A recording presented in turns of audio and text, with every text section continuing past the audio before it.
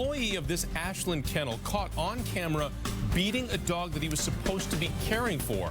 The kennel's owners were horrified by what they saw. They say their employee attacked this chocolate lab because he just didn't want to come inside from the rain. As Paul Burton shows us, that employee's been fired and is now facing animal abuse charges.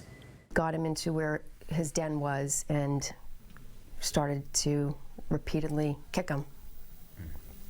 Dragged him over to another side and just basically body slammed him several times. Kimberly Cardiff says the video is too brutal to show. One of her former employees, Michael Edison, beating a brown lab named Dexter. I just cried. I broke down.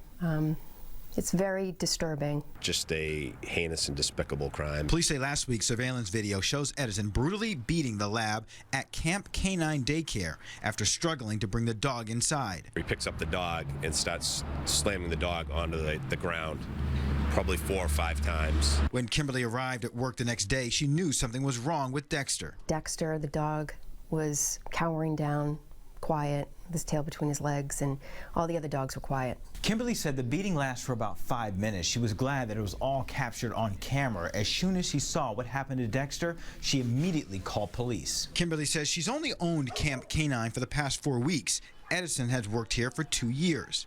I didn't know he could be capable of doing that, you know.